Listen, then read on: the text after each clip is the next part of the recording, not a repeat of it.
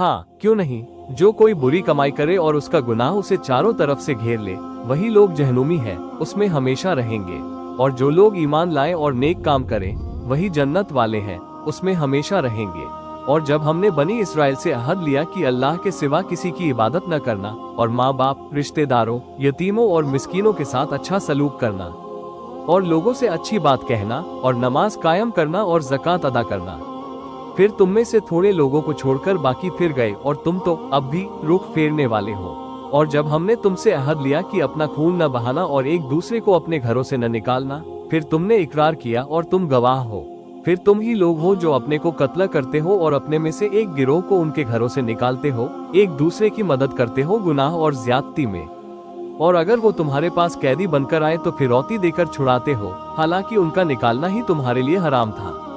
तो क्या तुम किताब के कुछ हिस्से पर ईमान लाते हो और कुछ का इनकार करते हो? फिर जो ऐसा करेगा उसकी सजा इसके सिवा क्या है कि दुनिया की जिंदगी में जिल्लत हो, और कियामत के दिन वो सख्त अजाब में धकेल दिए जाएंगे। और अल्लाह तुम्हारे कामों से गाफिल नहीं। ये वही लोग हैं जिन्होंने आखिरत को दुनिया की जिंदगी के बदले खरीद लिया, तो न अजाब उनसे हल्का किया जाएगा और न उनकी मदद की जाएगी। और बेशक हमने मूसा को किताब दी और उसके बाद लगातार रसूल भेजे, और हमने ईसा इब्न मरियम को साफ साफ निशानियां दी और उसे रूहुल कुदूस जिब्राइल से ताकत दी। तो क्या ऐसा नहीं था कि जब भी तुम्हारे पास कोई नबी ऐसी चीज लेकर आया जो तुम्हारे मन मुताबिक न थी, तो तुम अकड़ गए, किसी को झूठलाया और किसी को कत्ल कर डाला, और उन्होंने कहा हमारे दिल पर पर्दा पड़ा हुआ है।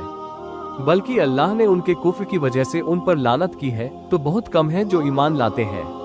और जब उनके पास अल्लाह की तरफ से एक किताब आई जो उस चीज की तस्दीक करती थी जो उनके पास है, और पहले वो खुद काफिरों पर फतह की दुआ करते थे, लेकिन जब वही चीज उनके पास आई जिसे वो पहचानते थे, तो उन्होंने उसका इनकार कर दिया।